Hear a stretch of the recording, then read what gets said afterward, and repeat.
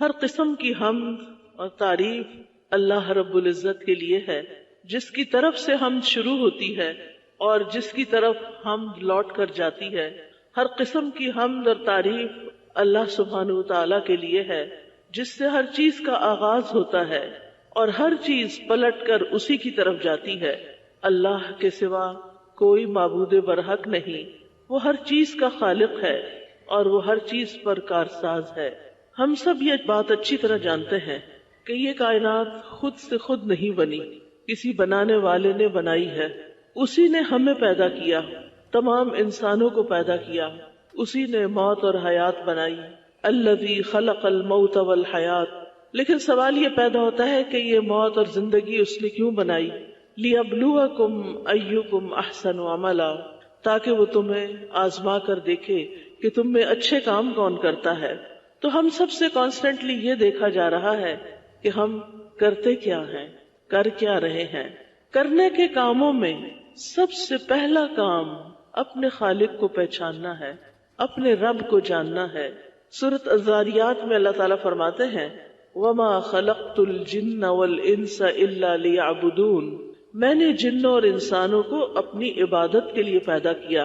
مجاہد جو ایک مفسر ہیں وہ کہتے ہیں الا لیعبدونی کا مطلب ہے الا لیعرفونی، کہ وہ مجھے پہچانے۔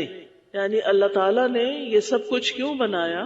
تاکہ انسان اپنے رب کو پہچانے۔ تو اس دنیا میں آنے کے بعد ہم میں سے ہر ایک کی یہ ذمہ داری بنتی ہے کہ وہ اپنے خالق مالک کو پہچانے اور پھر پہچان کر اسی کی عبادت کرے اور اس کا جینا مرنا ہر کام اسی کے لیے ہو۔ اگر کوئی شخص اس دنیا میں آتا ہے اور پھر صرف کھا پی کر، شادی کر کے، بچے پیدا کر کے اور کاروبار کر کے یا جاب کر کے، پیسے کما کے، کچھ پیسے استعمال کر کے اور کچھ بچوں کے لیے چھوڑ کے چلا جاتا ہے، اور وہ کبھی یہ نہیں سوچتا کہ وہ کیوں آیا اور وہ کہاں جائے گا اور آگے اس کے ساتھ کیا ہوگا، تو وہ خسارے میں ہے، چاہے دنیاوی اعتبار سے وہ کتنا ہی کامیاب کیوں نہ ہو۔ افسوس کے ساتھ یہ کہنا پڑتا ہے کہ اس وقت انسانوں کی اکثریت اسی طرح زندگی گزار رہی ہے کہ اس کی سوچ کا بنیادی نقطہ، اس کی سوچ کا مرکز، اس کا ہم و غم صرف یہ ہوتا ہے کہ میں کہاں سے مال کماؤں اور کتنا کماؤں اور عیش و عشرت کے سامان کتنے اپنے لیے فراہم کروں، کل کیا ہوگا، اس سے اکثریت غافل ہے۔ ہمیں پیدا کس نے کیا، کیوں کیا، ہمیں اس دنیا میں رہ کر کیا کرنا ہے ضروریات پوری کرنے کے علاوہ، تو بہت سے لوگ اس کے بارے میں سوچتے ہی نہیں، اس کی طرف توجہ ہی نہیں کرتے۔ لیکن ایک عقل مند انسان ایسی زندگی نہیں گزارتا، ایک باشعور انسان ایسی زندگی نہیں گزارتا۔ وہ یہ جاننا چاہتا ہے کہ وہ یہاں کیوں آیا ہے، اس کی زندگی کا مقصد کیا ہے۔ ہماری زندگی کا مقصد یہ ہے کہ ہم اس دنیا میں اپنے بھیجنے والے، پیدا کرنے والے کو پہچانیں اور اس کی مرضی کے مطابق اس وقت کو گزاریں اور پھر ایک دن واپس اسی سے جا ملے، جہاں سے آئے ہیں اسی کی طرف لوٹ جائیں۔ تو آئیے چند باتیں اپنے خالق کے بارے میں۔ سب سے پہلی بات تو یہ کہ اللہ سبحانہ وتعالیٰ نے جو ہمارا خالق ہے ہمیں حکم دیا ہے کہ ہم اس کے بارے میں علم حاصل کریں۔ سورۃ محمد میں آتا ہے فَاعْلَمْ أَنَّهُ لَا إِلَٰهَ إِلَّا اللَّهُ، بس جان لو کہ بے شک اللہ کے سوا کوئی معبود حقیقی نہیں، لیکن اکثریت اس سے لا علم ہے۔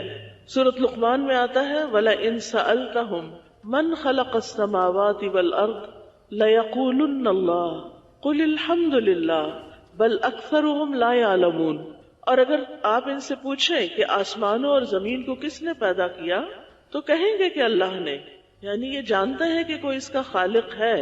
کہہ دو سب تعریف اللہ کے لیے ہے، لیکن اکثر ان میں سے علم نہیں رکھتے۔ یعنی جب پیدا اللہ نے کیا ہے، خالق وہ ہے، تو تعریف کے قابل بھی وہی ہے، عبادت کے لائق بھی وہی ہے، محبت کے لائق بھی وہی ہے، پھر ہم اسے چھوڑ کر کسی اور کی طرف کیوں متوجہ ہوتے ہیں؟ دنیا میں علم بہت سے ہیں، بہت سی سائنسز ہیں، اور اب آپ دیکھیں کہ بہت سے علوم کے اندر ترقی ہوتی جا رہی ہے، ریسرچ ہو رہی ہے، اور نئی نئی چیزیں ہمارے سامنے آ رہی ہیں. بہت اچھی بات ہے. اللہ سبحانہ تعالیٰ نے آدم علیہ السلام کو علم کی بنا پر فوقیت دی تھی فرشتوں پر، اور ہمیں علم حاصل کرنا چاہیے. لیکن وہ کون سا علم ہے جس کا حاصل کرنا سب سے زیادہ ضروری ہے اور سب سے زیادہ اشرف اور اعلیٰ اور افضل ہے؟ وہ علم اللہ سبحانہ تعالیٰ کے بارے میں جاننا، اس کے ناموں، اس کی صفات کے بارے میں جاننا. یہ علم سب سے افضل علم ہے، کیونکہ جب ہم خالق کو پہچان جائیں گے، اس کو جان جائیں گے، اس کی مرضی کو جان جائیں گے اور اس کی مرضی کے مطابق یہ زندگی بسر کریں گے، تو پھر وہ بھی ہم سے ہماری رضا کے بارے میں پوچھیں، وہ بھی ہمیں راضی کر دے گا. لہذا ہم میں سے ہر ایک کے لیے ضروری ہے کہ ہم اللہ سبحانہ تعالیٰ کو جانیں، پہچانیں، تاکہ ہم صحیح معنوں میں اس پر ایمان لائیں، اس سے محبت کریں اور اس کے قرب کی طلب کریں، اس کو راضی کریں، اس کی صحیح معنوں میں عبادت کریں. کیونکہ اگر ہم جانتے ہی نہیں اس کے بارے میں اور ہم اس کی عبادت کر رہے ہیں تو یہ عبادت کیسی ہوگی؟ وہ تو صرف ایک مشینی سی عبادت ہوگی. لیکن جو اپنے رب کو جانتا ہے کہ وہ کون ہے، وہ تو اس کے سامنے کھڑے ہونے سے بھی ڈرتا ہے، وہ تو لرزتا ہے، وہ تو اس کا کلام پڑھتا ہے تو کانپ اٹھتا ہے، اس کی کیفیات بدل جاتی ہیں. لیکن ہماری کیوں نہیں بدلتی؟ کیونکہ ہم جانتے نہیں اس کو. تو کوئی بھی شخص اللہ تعالیٰ کی معرفت کے بغیر اللہ تعالیٰ سے محبت نہیں کر سکتا. لیکن جب بندے کا دل اللہ کی معرفت سے بھر جاتا ہے اور وہ اللہ کے بارے میں علم حاصل کر لیتا ہے تو اس کے نتیجے میں جو محبت اس سے ہوتی ہے وہ حقیقی معنوں میں محبت ہے. پھر تبھی ایسا انسان وہ حق ادا کرتا ہے، والذین آمنوا اشد حبا للہ.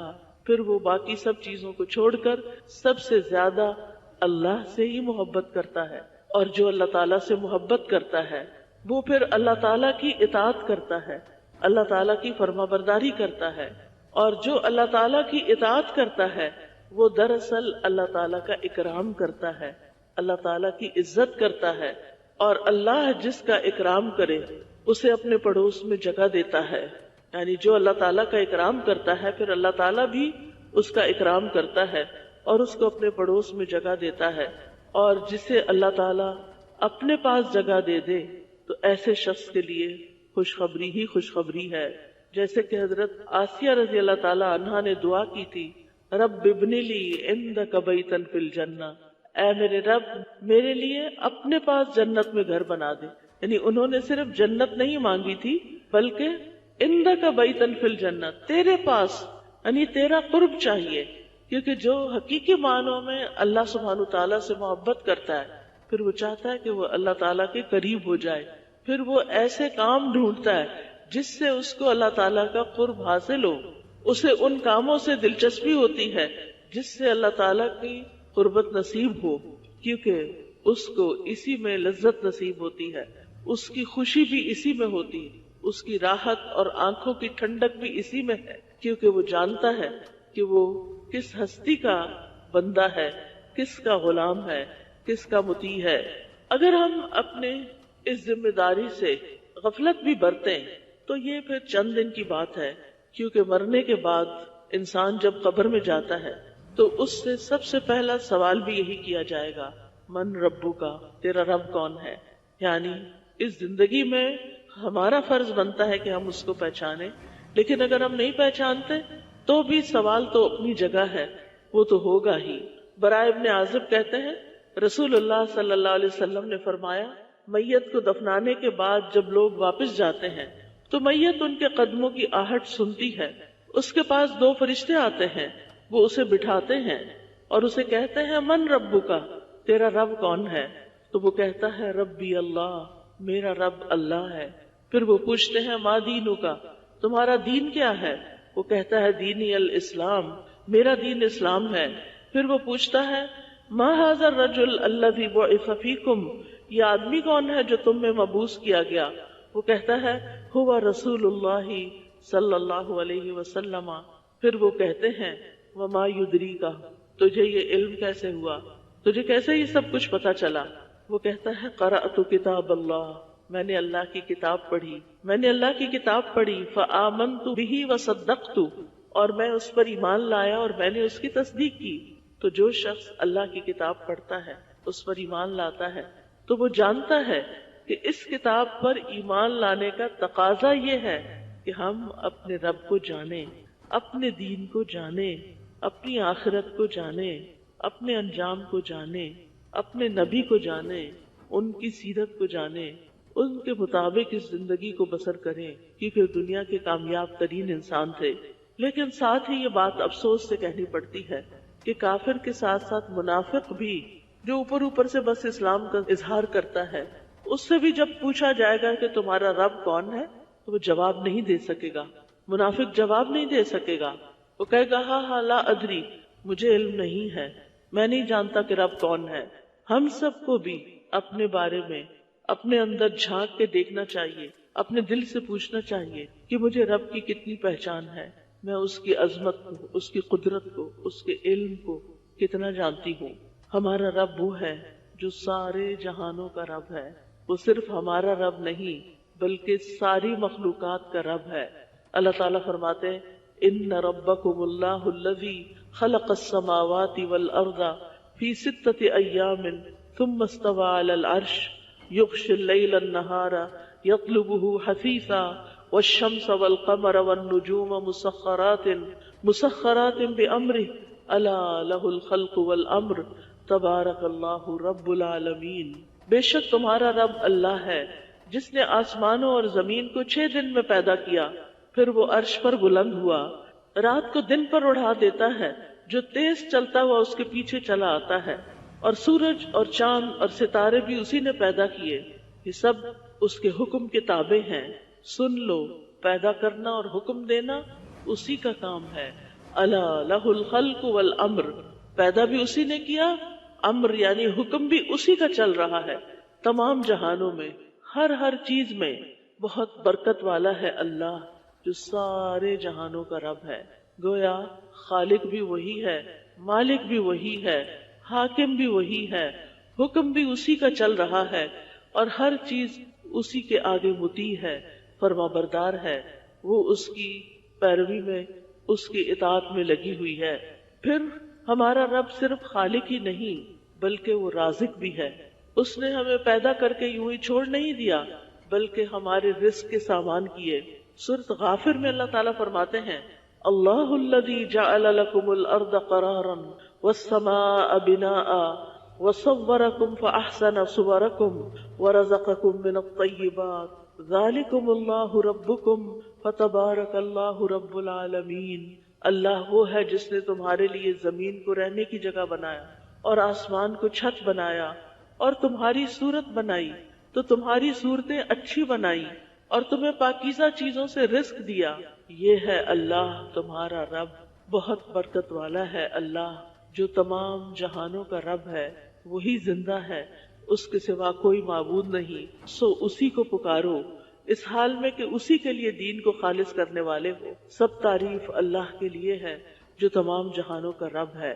تو گویا آسمان و زمین کو اس نے بنایا، ہماری صورتیں، ہماری شکلیں بھی اس نے بنائی اور بہت اچھی بنائی، اور پھر پاکیزہ چیزوں میں سے رزق دیا، کھانے پینے کو دیا. تو یہ ہے اللہ ہمارا رب. پھر آپ دیکھیں کہ نہ صرف یہ کہ وہ ہماری زندگی کا مالک ہے بلکہ ہماری موت کا بھی مالک ہے. پیدا کیا، رزق دیا، اس دنیا میں رہنے کے لیے زندگی دی، اور پھر موت بھی اسی کے ہاتھ میں ہے. رب السماوات والارض وما بینہما ان کنتم موقنین. آسمانوں اور زمین اور ان چیزوں کا رب جو ان دونوں کے درمیان ہے، اگر تم یقین کرنے والے ہو. اس کے سوا کوئی معبود نہیں. وہ زندگی بخشتا ہے اور موت دیتا ہے. وہ تمہارا رب ہے اور تمہارے پہلے باپ دادا کا بھی رب، یعنی وہ تمام انسانوں کا رب ہے. پھر یہ کہ سارے خزانوں کا مالک بھی وہی ہے. ہمارے پاس جو کچھ ہے، انسانوں کے پاس جو کچھ ہے، وہ بہت محدود ہے. اللہ تعالیٰ فرماتے ہیں وَلِلَّهِ خَزَائِنُ السَّمَاوَاتِ وَالْأَرْضِ، اور آسمانوں اور زمین کے خزانے اللہ ہی کے ہیں. جب خزانے اس کے ہیں تو پھر مانگنا کس سے چاہیے؟ یعنی جب ہم اللہ تعالیٰ کو پہچان جاتے ہیں تو پھر ہمارا تعلق بھی اس سے درست ہوتا ہے. جب ہم یہ سمجھتے ہیں کہ انسان ہمارے مالک ہیں یا انسانوں کے پاس ہماری روزی ہے تو پھر ہم انسانوں سے توقعات لگا بیٹھتے ہیں، انسانوں کی طرف جھکتے ہیں، انسانوں کے پیچھے پیچھے جاتے ہیں. لیکن جب ہمیں یہ معلوم ہوتا ہے کہ اصل خزانوں کا مالک تو اللہ ہے، سب کچھ تو کرنا اسی نے ہے، سب کچھ تو اسی کے ہاتھ میں ہے، تو پھر کیا ہوتا ہے؟ انسان اپنی ساری توقعات اللہ ہی سے لگا بیٹھتا ہے. پھر اس کی دعا میں بھی بہت قوت آ جاتی ہے کہ جس کے پاس سارے خزانے ہیں اور وہ دینے پر قادر بھی ہے، میں کیوں نہ اس کی طرف رجوع کروں. اللہ تعالیٰ فرماتے ہیں وَإِن مِّن شَيْءٍ إِلَّا عِندَنَا خَزَائِنُهُ، کوئی چیز ایسی نہیں مگر اس کے خزانے ہمارے پاس ہیں. یعنی آپ مانگے تو صحیح، آپ مانگنے والے تو ہوں، لینے والے تو ہوں، وہ دینے والا ہے. ہمارے مانگنے میں کمی ہوتی ہے، اس کو دینے میں کوئی مشکل نہیں. وہ تو صرف کن کہتا ہے. اس نے 4 چیزیں اپنے ہاتھ سے بنائی ہیں، باقی سب کچھ کن کہہ کے بنایا ہے. وہ 4 چیزیں کون سی ہیں؟ ایک عرش ہے، آدم علیہ السلام ہے، قلم ہے اور جنت عدن ہے. یہ تمام چیزیں بڑی ہی معزز ہیں. عرش جو ساری مخلوقات کی چھت ہے، دوسرے نمبر پر آدم علیہ السلام جو تمام انسانوں کے باپ ہیں، تیسرے نمبر پر قلم جو علم کا منبع ہے، علم اسی سے سیکھا جاتا ہے، الذی علم بالقلم، اور پھر جنت عدن، یعنی وہ رب جو عرش کا مالک ہے، اسی نے آدم علیہ السلام کو پیدا کیا، اسی نے انسان کو لکھنا پڑھنا سکھایا، اور پھر جو لکھتا پڑھتا ہے، علم حاصل کرتا ہے، اپنے رب کو پہچانتا ہے، اس کے لیے آخر میں جنت کے باغات ہیں، جنت عدن ہے. کتنا ضروری ہے کہ ہم اس جنت تک پہنچنے کے لیے علم کے ساتھ اپنا رشتہ جوڑ لیں، علم حاصل کریں، علم سیکھیں اور سکھائیں، نفع مند علم، قرآن کا علم، اور اپنے وقت کو اس کام کے لیے لازمی مختص کریں. یعنی جیسے باقی کاموں کے لیے ہم نے اپنا وقت خاص کیا ہوتا ہے، ایسے ہی علم کو بھی اہمیت دیں. یعنی اللہ سبحانہ وتعالیٰ قلم کو بھی کن سے پیدا کر سکتا تھا، لیکن قلم کو جو کہ علم کا سورس ہے اپنے ہاتھ سے کیوں بنایا؟ تاکہ لوگوں کے اندر اس کی اہمیت اجاگر ہو کہ واقعی یہ ایک اہم چیز ہے اور قلم کا استعمال بہت اہم ہے. تو اس لیے بہت ضروری ہے کہ ہم اپنے رب کی طرف رجوع کریں، اپنے رب کے بارے میں جانیں، اپنے رب کے بارے میں علم حاصل کریں. پھر یہ کہ ہمارا رب سارے خزانوں کا مالک ہے، لہذا دینے والا بھی وہی ہے اور ہماری تمام ضروریات کا مالک بھی وہی ہے.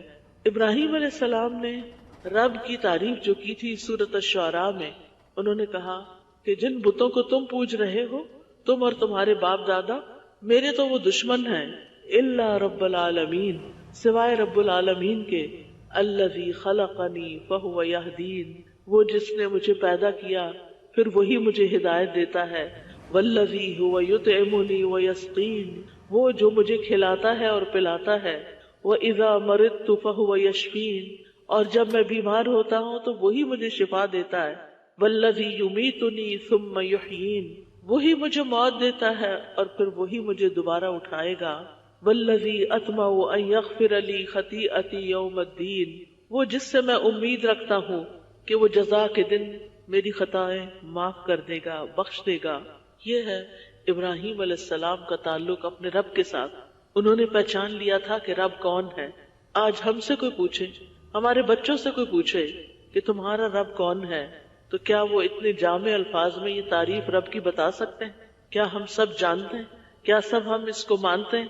کیا ہم اس کو سامنے رکھ کر اپنی زندگی بسر کرتے ہیں؟ انہوں نے کہا تھا الذی خلقنی فہو یہدینی، کہ اس نے مجھے پیدا کیا وہی مجھے ہدایت دیتا ہے.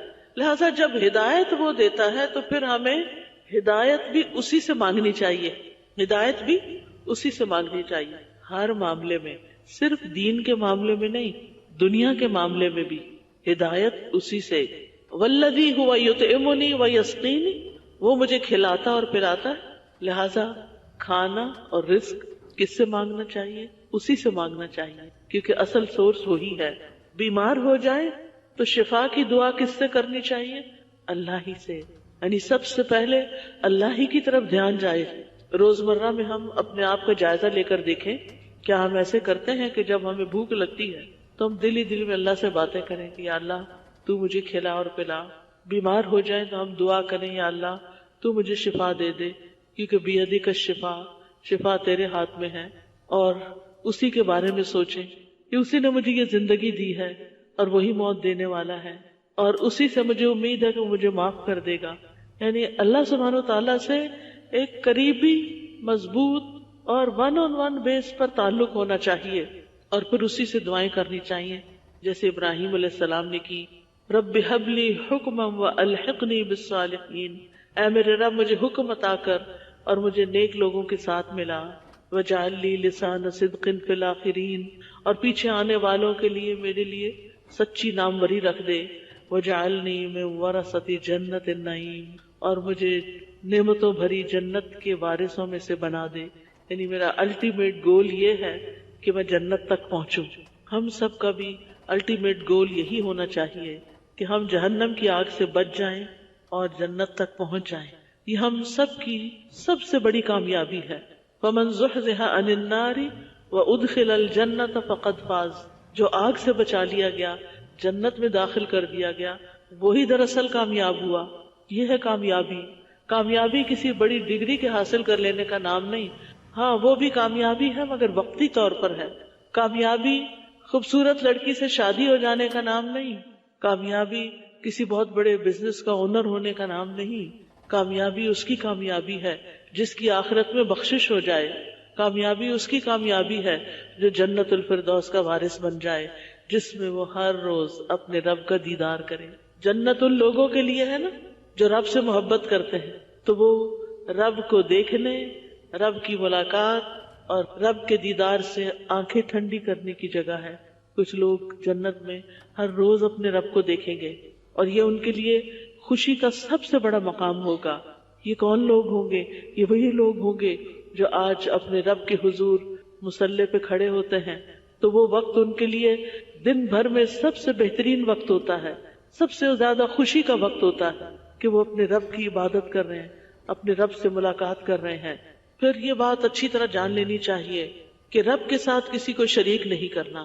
کوئی بھی رب جیسا نہیں. لیس کمثلہ شیء، کوئی چیز اس کی مانند نہیں. پھر یہ کہ نہ اس کی کوئی اولاد ہے اور نہ وہ کسی کی اولاد ہے، اور اس کی بادشاہت میں بھی کوئی شریک نہیں. اور پھر زندگی بھر اسی توحید پر قائم رہ کر اسی پر خاتمہ ہونا چاہیے.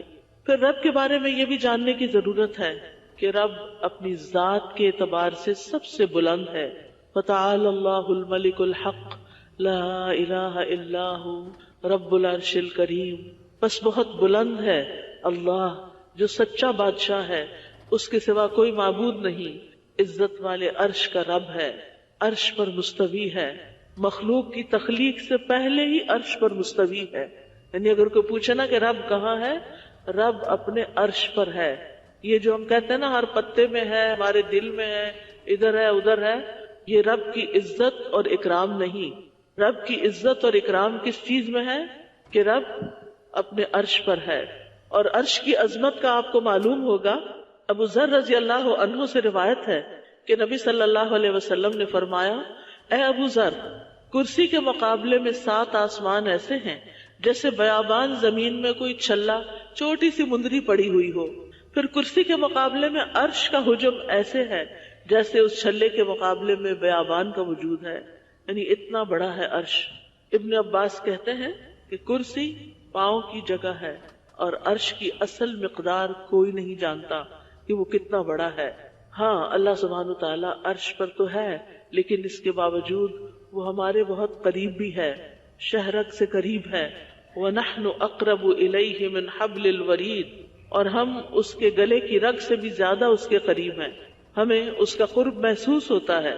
جب ہم اسے پکارتے ہیں تو وہ ہماری پکار سنتا ہے. وہ ہمارے بارے میں ہر چیز جانتا ہے، صرف ہمارے ظاہری کو نہیں، ہمارے باطن کو، ہمارے اندر کو، ہمارے دل کے اندر سے اٹھنے والے خیالات کو. ہمارے اعمال میں سے کچھ بھی اس سے مخفی نہیں. وہ عرش پر ہونے کے باوجود بندوں کی دعائیں سنتا ہے. یعنی عرش کتنا دور ہے لیکن وہ اپنے علم کے اعتبار سے ہمارے قریب ہے. پھر یہ کہ وہ بہت بابرکت ذات ہے، اور اتنی بابرکت ہے کہ اگر اس کا نام لے کر اس کی پناہ لی جائے تو کوئی چیز ہمیں نقصان نہیں دے سکتی. جیسے ہم صبح و شام دعا پڑھتے ہیں، بسم اللہ الذی لا یضر مع اسمہ شیء فی الارض ولا فی السماء وهو السمیع العلیم. اللہ کے نام سے، وہ ذات کہ اس کے نام سے کوئی چیز زمین میں ہو یا آسمان میں نقصان نہیں دے سکتی، اور وہ خوب سنتا اور خوب جانتا ہے۔ گویا اللہ کا نام لینے سے انسان کو حفاظت ملتی ہے، اللہ کا نام لینے سے انسان کو حفاظت ملتی ہے۔ رسول اللہ صلی اللہ علیہ وسلم نے فرمایا، جب تم رات کو کتے کے بھونکنے یا گدھے کے ہینگنے کی آواز سنو تو اللہ کی پناہ طلب کرو، کیونکہ جو کچھ وہ دیکھتے ہیں تم نہیں دیکھتے۔ جب لوگ سو جاتے ہیں تو باہر نہ نکلا کرو، کیونکہ اللہ عز و جل رات کے وقت اپنی مخلوق میں سے جس کو چاہتا ہے پھیلا دیتا ہے، یعنی شر بھی ہوتا ہے۔ اور اللہ کا نام لے کر دروازے بند کیا کرو، کیونکہ شیطان وہ دروازہ نہیں کھول سکتا جسے اللہ کا نام لے کر بند کیا گیا ہو۔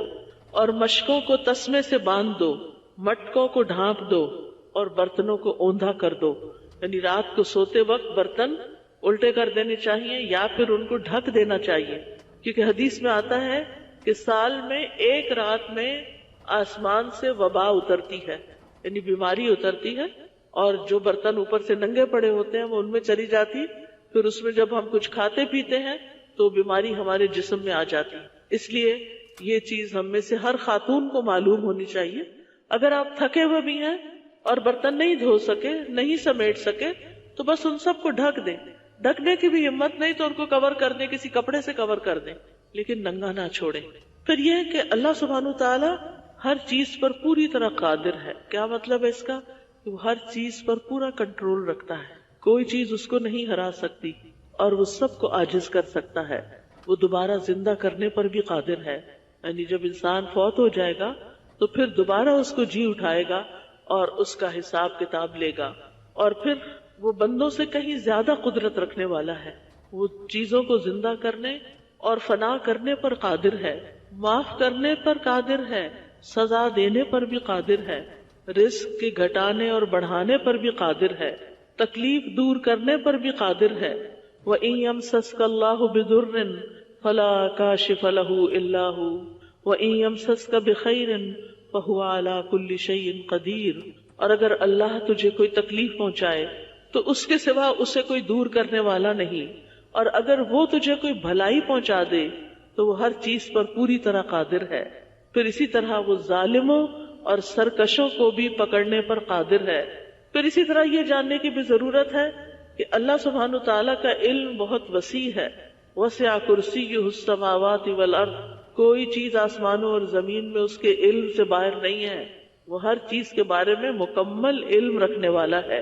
وَأَنَّ اللَّهَ قَدْ أَحَاطَ بِكُلِّ شَيْءٍ عِلْمًا، آسمان اور زمین کے اندر ایک ایک ذرے سے واقف ہے۔ آپ دیکھیں کہ کتنے ستارے ہیں، کتنے سیارے ہیں، کتنے انسان ہیں، کتنی مخلوقات ہیں، کتنے ان کے رنگ ہیں اور کتنے ان کے نام، ان میں سے ایک ایک سے پوری طرح واقف ہے کہ وہ کہاں پیدا ہوا اور کہاں فوت ہوگا اور کہاں کہاں جائے گا اور کیا کیا سوچتا ہے، کیا اس نے اچھا کیا، کیا اس نے برا کیا۔ اس کا علم ہر چیز کو گھیرے ہوئے ہے۔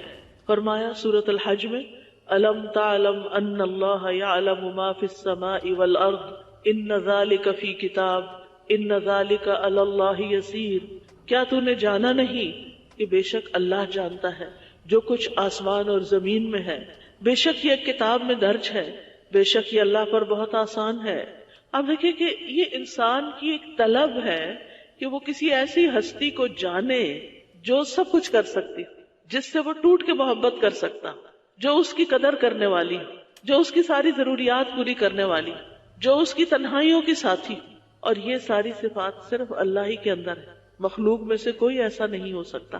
تو بہرحال ہم اس ہستی کو مانتے ہیں، اس پر ایمان رکھتے ہیں کہ جس کے علم نے ہر چیز کو گھیرا ہوا ہے، وہ جانتا ہے جو کچھ آسمان سے اترتا ہے زمین میں داخل ہوتا ہے، اور وہ جانتا ہے جو کچھ زمین سے نکلتا ہے اور جو آسمان کی طرف چڑھتا ہے۔ کوئی پتا نہیں گرتا مگر وہ جانتا ہے کہ وہ کہاں گرا۔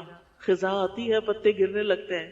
آپ کے گھر میں بھی اگر کوئی درخت ہو تو ہر روز کچھ نہ کچھ پتے جھڑ جاتے ہیں، اور پت جڑ میں تو بہت ہی جھڑ جاتے ہیں۔ وہ ان میں سے ایک ایک پتے کے بارے میں جانتا ہے کہ وہ کب جھڑا، کب گرا، کہاں گرا۔ وہ جانتا ہے سمندر میں کیا ہے، ہم نہیں جانتے۔ وہ جانتا ہے خشکی پر کیا ہے، وہ جانتا ہے اس پلانٹ پہ کیا ہے، وہ جانتا ہے باقی ستاروں اور سیاروں پہ کیا ہے۔ ابھی تک تو انسان اسی سیارے کے اندر گھوم رہا ہے، باقی سیاروں تک اگر پہنچے بھی تو زیادہ سے زیادہ کتنے سیاروں تک پہنچ جائے گا، اور باقی سب کو کس نے جانا، کس نے دیکھا؟ اللہ سبحانہ تعالیٰ نے۔ پھر ظاہری اور پوشیدہ باتوں کو جاننے والا ہے، آنکھوں کی خیانت کو جاننے والا ہے، یعنی جب ہماری نگاہیں کوئی حرام چیز دیکھتی ہیں تو ہمیں دیکھ رہا ہوتا ہے، سرگوشیوں کو جانتا ہے، چپکے چپکے ہم کسی سے بات کرتے ہیں، بعض اوقات ہمارے پاس بیٹھے بندے کو نہیں پتا چلتا لیکن اللہ کو پتا ہوتا ہے۔ وسیع رحمت والا ہے، وَرَحْمَتِي وَسِعَتْ كُلَّ شَيْءٍ، اللہ کی 100 رحمتیں ہیں جن میں سے صرف ایک اس نے دنیا میں اتاری ہے اور باقی سب آخرت کے لیے ہے۔ وہ ارحم الراحمین ہے، ماؤں سے بھی کئی گنا زیادہ رحم کرنے والا ہے، اور جو نیک کام کرنے والے ہوں، محسنین ہوں، ان کے لیے اللہ کی رحمت بہت وسیع ہے، اتنا رحیم ہے۔ حدیث میں آتا ہے رسول اللہ صلی اللہ علیہ وسلم نے فرمایا تمہارا رب تبارک و تعالی بڑا رحیم ہے، اگر کوئی شخص کسی ایک نیکی کا ارادہ کرتا ہے، یعنی کوئی ایک نیکی کا کام کرنا چاہتا ہے اور پھر کر نہیں پاتا، کوئی رکاوٹ آ جاتی ہے، کوئی مجبوری آ جاتی ہے، تو اس کے لیے ایک نیکی کا ثواب لکھ دیا جاتا ہے۔ اگر وہ اسے کر گزرتا ہے تو 10 نیکیوں کا ثواب لکھ دیا جاتا ہے، 700 تک، بلکہ اس سے بھی زیادہ۔ اور اگر کوئی شخص گناہ کا ارادہ کرتا ہے اور پھر اس کو نہیں کرتا تو بھی اس کے لیے ایک نیکی لکھ دی جاتی، اور اگر وہ کر لیتا ہے تو گناہ کا صرف ایک بدلہ لکھا جاتا ہے، 10 گنا نہیں۔ پھر یہ کہ اس کی رحمت اس کے غضب پر غالب ہے، اس نے اپنے اوپر رحمت لکھ رکھی ہے۔ نبی صلی اللہ علیہ وسلم نے فرمایا تمہارے رب نے مخلوق کو پیدا کرنے سے پہلے اپنے متعلق اپنے ہاتھ سے لکھا کہ میری رحمت میرے غضب پر سبقت لے گئی۔ لیکن ہم عام طور پر اللہ سبحانہ تعالیٰ کو خود بھی جس طرح امیجن کرتے ہیں یا پورٹری کرتے ہیں بچوں کے سامنے، اس میں اس کے غضب کو زیادہ نمایاں کرتے ہیں، حالانکہ اس کی رحمت اس کے غضب سے زیادہ ہے۔ وہ گناہوں سے درگزر کرتا ہے، ہم دن رات غلطیاں کرتے ہیں، اس کے باوجود ہمیں رزق دیتا ہے، ہمارے گناہوں کو بخش دیتا ہے۔ وَإِنَّ رَبَّكَ لَذُو مَغْفِرَةٍ لِلنَّاسِ، پھر اللہ تعالیٰ اپنے بندوں سے محبت کرتا ہے۔ وَهُوَ الْغَفُورُ الْوَدُودُ ذُو الْعَرْشِ الْمَجِيدُ فَعَّالٌ لِمَا يُرِيدُ، وہی ہے جو بے حد بخشنے والا، نہایت محبت کرنے والا ہے، عرش کا مالک ہے، بڑی شان والا ہے۔ اور اللہ تعالیٰ جس بندے سے محبت کرتا ہے اسے سارے آسمان و زمین والوں کا محبوب بنا دیتا ہے۔ اسی طرح محبت کے علاوہ اللہ تعالیٰ ناراض بھی ہوتے ہیں، لہذا ہمیں اس کی ناراضگی سے بچنے کی کوشش کرنی چاہیے، اس کو ناراض کرنے والے کاموں سے یعنی بچنا چاہیے۔ اور وہ کیا ہیں؟ کسی پہ ظلم کرنا، مال ضائع کرنا، اسراف کرنا، پھر اسی طرح سخت جھگڑالو ہونا، شرک کرنا، بندوں کو دھوکہ دینا، یعنی جتنے بھی گناہوں والے کام ہیں وہ سارے کے سارے اللہ تعالیٰ کو ناراض کرنے والے کام ہیں۔ لہٰذا اللہ تعالیٰ کو راضی کرنے کے لیے صرف نیکیاں کرنا کافی نہیں بلکہ گناہوں سے بچنا بھی ضروری ہے، یہ بات یاد رکھیے، یعنی صرف نیک کام کرنا کافی نہیں بلکہ گناہوں سے بچنا بھی ضروری ہے۔ اب کرنے کے کیا کام ہیں؟ آخر میں ان کو سم اپ کروں گی کہ رب کو پہچاننے کے بعد ہمیں کرنا کیا ہے۔ سب سے پہلی چیز یہ کہ اپنے رب کی عبادت شوق سے کرنی، محبت سے کرنی، اس کی عظمت کو دل میں رکھتے ہوئے کرنی، بیزاری سے نہیں، سستی سے نہیں، شوق سے، اور پھر اس کی عبادت میں کسی کو شریک نہیں کرنا۔ الحمدللہ ہم بتوں وغیرہ کو تو شریک نہیں کرتے، لیکن ہم ریاکاری کر کے شریک کر لیتے ہیں، دکھاوا کر کے۔ جو کام ہمیں اللہ کے لیے کرنا چاہیے وہ ہم بندوں کو خوش کرنے کے لیے کر رہے ہوتے ہیں، اس سے بھی پرہیز کرنا ہے۔ قرآن مجید میں سورۃ کہف میں اللہ تعالیٰ فرماتے ہیں فَمَن كَانَ يَرْجُو لِقَاءَ رَبِّهِ فَلْيَعْمَلْ عَمَلًا صَالِحًا وَلَا يُشْرِكْ بِعِبَادَةِ رَبِّهِ أَحَدًا، جو شخص اپنے رب کی ملاقات کی امید رکھتا ہو تو لازم ہے کہ وہ نیک عمل کرے اور اپنے رب کی عبادت میں کسی کو شریک نہ کرے، نہ اپنے ماں باپ بہن بھائی دوست رشتہ دار، کسی انسان کو بھی نہیں۔ وہ عبادت خالصتاً اس کی رضا کے لیے ہو۔ پھر یہ کہ اس کی عبادت پر جم جائیں، استقامت اختیار کریں۔ یہ نہیں کہ کچھ دن نماز پڑھ لی، کچھ دن قرآن پڑھ لیا، کچھ دن اچھے کام کر لیے پھر سب کچھ بھلا دیا، نہیں، اپنی زندگی کے کچھ اصول بنائیں اور ان پر جم جائیں اور ہر حال میں ان چیزوں کو کر گزریں جو آپ کو فائدہ دیتی ہیں۔ اور اس میں آپ دیکھیے کہ اللہ سبحانہ تعالیٰ فرماتے ہیں رب السماوات والارض وما بینہما فاعبدہ واصطبر لعبادتہ هل تعلم له سمیہ، وہ جو آسمانوں اور زمین کا رب ہے اور ان دونوں کے درمیان کی چیزوں کا، سو اس کی عبادت کرو اور اس کی عبادت پر خوب صابر رہو، یعنی صبر سے کام لو، جمے رہو۔ کیا تم اس کا کوئی ہم نام جانتے ہو؟ یعنی اس جیسا کوئی اور ہے کہ اسے چھوڑ کے کسی اور کی طرف جانا ہے تمہیں؟ کیونکہ عبادت تو انسان کے اندر اس کی ضرورت رکھ دی گئی ہے، اگر وہ اللہ کی عبادت نہیں کرے گا تو کسی اور چیز کی کرے گا۔ نبی صلی اللہ علیہ وسلم نے فرمایا 7 قسم کے آدمیوں کو اللہ تعالیٰ اس دن اپنے عرش کے سائے میں جگہ عطا فرمائے گا جس دن اس کے سائے کے علاوہ کوئی سایہ نہ ہوگا۔ ان میں سے ایک وہ نوجوان جو اپنے رب کی عبادت میں پرورش پاتا رہا، یعنی اس کی جوانی رب کی عبادت میں گزری۔ ہمیں اس کی عبادت کے لیے وقت نکالنا چاہیے۔ معقل بن یسار کہتے ہیں کہ نبی صلی اللہ علیہ وسلم نے فرمایا تمہارا رب فرماتا ہے اے ابن آدم میری عبادت کے لیے فارغ ہو جا تو میں تیرے دل کو غنا سے اور تیرے ہاتھ کو رزق سے بھر دوں گا۔ اے ابن آدم مجھ سے دور نہ ہو ورنہ میں تیرے دل کو فقر سے اور تیرے ہاتھ کو شغل سے بھر دوں گا، یعنی مصروفیت سے بھر دوں گا۔ تو گویا جو شخص اللہ کی عبادت کے لیے وقت نہیں نکالتا اس کا وقت بھی گزر جاتا ہے، اور جو وقت نکالتا ہے اس کا بھی گزر جاتا ہے۔ آخر میں کیا بچا؟ آپ دیکھیں جتنی آپ کی گزشتہ زندگی گزری ہے اس میں آپ نے جو کچھ کھایا پیا، سیر کی، گھر کے کام کاج کیے، دنیا کے بہت سی چیزیں کی، بازاروں میں گھومے پھرے، وہ کہاں ہے آج؟ وہ سب کچھ کہاں ہے؟ وہ سب ختم ہو گیا، سب چلا گیا، وہ وقت گزر گیا۔ باقی کیا رہا؟ باقی تو آپ کے اعمال رہے جو اعمال نامے میں لکھ دیے گئے۔ والباقیات الصالحات خیر عند ربک ثوابا وخیر عملا۔ تو یاد رکھیے ہر چیز فنا ہونے والی ہے، ہر وقت ختم ہو جائے گا، ہر چیز ہمارے ہاتھوں سے نکل جائے گی، ہمارا گھر، ہمارا لباس، ہمارا کھانا پینا، ہماری مصروفیات، سب کچھ ایک دن بند ہو جائے گا۔ ہمارے ساتھ بس وہی جائے گا جو ہم نے اچھے کام کیے ہوں گے۔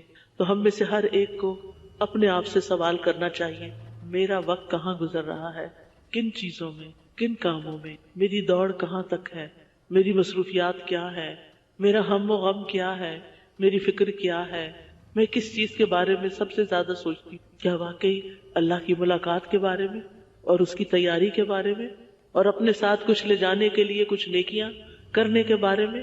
انسان کی زندگی کا ہر کام نیکی بن سکتا ہے اگر نیت صحیح ہو اور طریقہ صحیح ہو، طریقہ سنت کے مطابق ہو اور کام اچھی نیت کے ساتھ، یعنی اللہ کی رضا کے لیے کیا گیا۔ لیکن افسوس یہ کہ بہت دفعہ ہم خیر کے کام بھی کر رہے ہوتے ہیں، یا تو نیت کوئی ہوتی نہیں، یا پھر ہوتی ہے تو لوگوں کو دکھاوا ہوتا ہے، دیٹس اٹ، تو وہ پھر اعمال نامے میں نہیں ہوگی۔ اعمال نامے میں تو صالحات جائیں گی، نیکیاں جائیں گی۔ ان نیکیوں میں سے ایک چیز اور کیا کرنے کے کاموں میں آپ ایڈ کر سکتے ہیں؟ کثرت سے اللہ کا ذکر کریں، اٹھتے بیٹھتے چلتے پھرتے، آپ کھانا پکا رہے ہیں، آپ لانڈری کر رہے ہیں، آپ کپڑے سمیٹ رہے ہیں، آپ کچھ بھی کر رہے ہیں، چھوٹے چھوٹے چنکس، چھوٹے چھوٹے وقفے، سبحان اللہ، الحمدللہ، اللہ اکبر، لا الہ الا اللہ، استغفر اللہ، اللہم صلی وسلم علی نبینا محمد، اللہم اغفر لی، لا حول ولا قوة الا باللہ، یا حی یا قیوم برحمتک استغیث، یا ذا الجلال والاکرام۔ یعنی کچھ نہ کچھ، اور اگر آپ کو قرآن کا کچھ حصہ حفظ ہے تو اس کی دہرائی شروع کر دیا کریں، اس کو پڑھتے جائیں، دنیا کے کام بھی ہوتے جائیں گے اور آخرت کے لیے اللہ کی یاد، اللہ کا ذکر، اللہ کی کتاب کا پڑھنا، تسبیحات کرنا، یہ محفوظ بھی ہوتا چلا جائے گا۔ پھر یہ کرنے کے کاموں میں اپنی محبتوں کا جائزہ لیں، سب سے بڑھ کر اللہ سے محبت کریں۔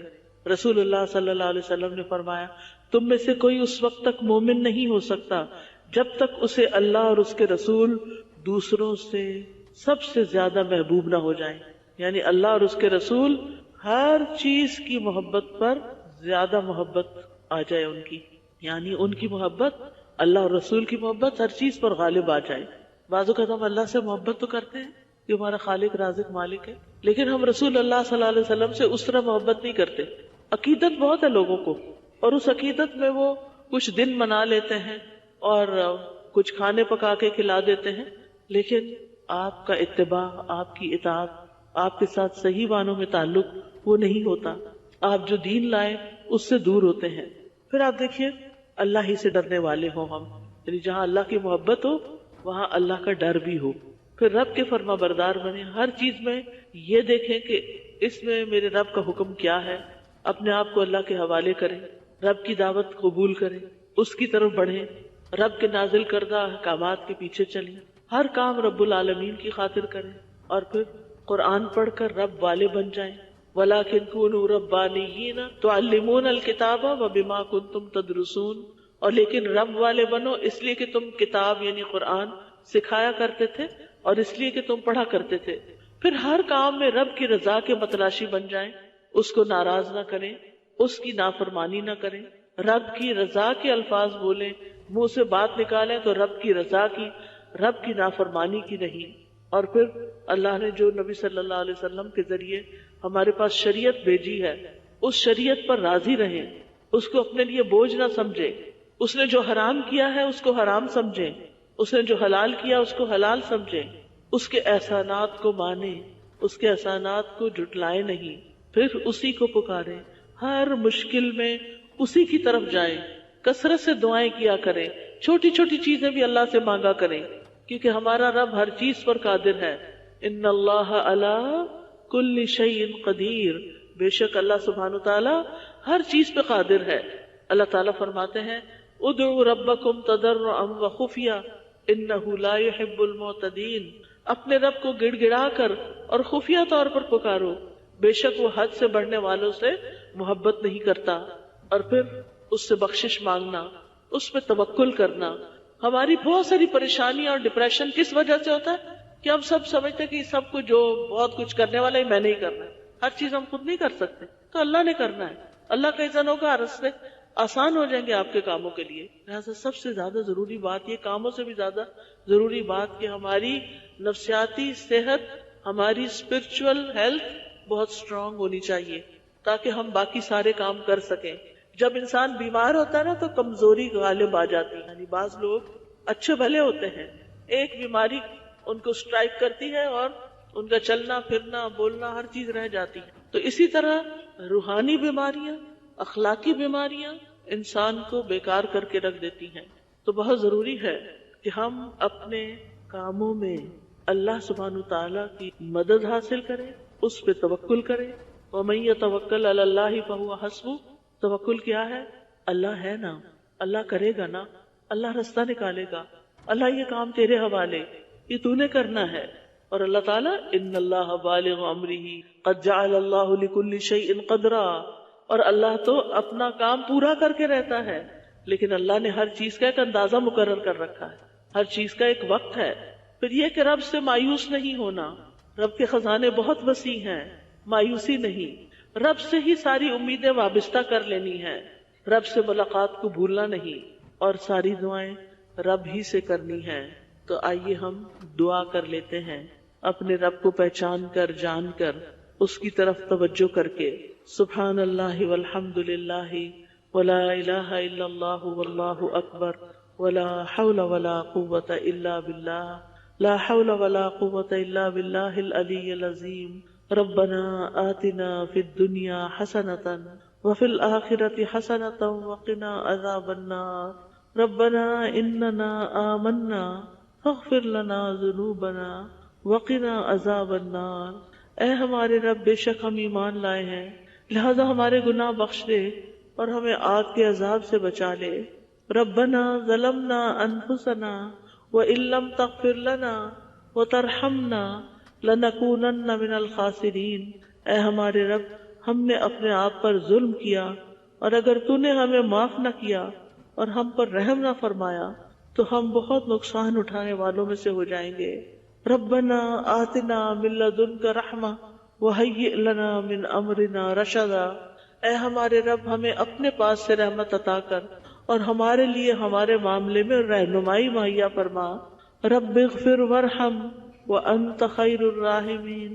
اے میرے رب، بخش دے اور رحم فرما، اور تو رحم کرنے والوں میں سب سے زیادہ رحیم و کریم ہے. رب ارحمہما کما ربیانی صغیرا. رب ارحمہما کما ربیانی صغیرا. ربنا لا تؤاخذنا ان نسینا او اخطانا. ربنا ولا تحمل علینا اصرا كما حملته على الذين من قبلنا ربنا ولا تحملنا ما لا طاقة لنا به واعف عنا واغفر لنا وارحمنا أنت مولانا فانصرنا على القوم الكافرين یا رب العالمین یا ارحم الراحمین، تو ہم سب کو معاف فرما دے، ہمارے دلوں میں اپنی عظمت کا احساس پیدا کر دے، ہمیں اپنی بڑائی پر یقین دے دے۔ یا اللہ ہمارے بچوں اور نسلوں کی حفاظت فرما، یا اللہ انہیں شیطان کے وسوسوں اور شیطان کی چالوں سے محفوظ رکھ۔ یا اللہ ہمارے والدین پر اپنی رحمت نازل فرما۔ اللہ جو بہنیں آئی ہیں ان کے دلوں میں جو دعائیں ہیں، نیک تمنائیں ہیں، اللہ تعالیٰ ان کو پورا فرما۔ یا اللہ یا رب العالمین یا ارحم الراحمین، تو ہم سب کو آگ سے پناہ دینا اور قبر کے عذاب سے پناہ دینا، جنت الفردوس میں داخل فرمانا اور اپنے نیک اور صالح بندوں کے ساتھ اٹھانا۔ یا رب العالمین جنہوں نے اس مجلس کا اہتمام کیا ہے، اللہ انہیں اس کی بہترین جزائے خیر عطا فرما۔ یا رب العالمین جو بہنیں اپنے گھروں سے کام کاج چھوڑ کے آئی ہیں، اللہ ان کی دعائیں سن لے، ہم سب کی آج بخشش فرما دے، ہم سب سے راضی ہو جا اور ہم سب کو زندگی بھر نیک کام کرتے رہنے کی توفیق عطا فرما۔ ربنا تقبل منا انك انت السميع العليم وتب علينا انك انت التواب الرحيم وصلى الله تعالى على خير خلقه محمد وعلى آله واصحابه اجمعين برحمتك يا ارحم الراحمين۔ سبحانك اللهم وبحمدك اشهد ان لا اله الا انت استغفرك واتوب اليك۔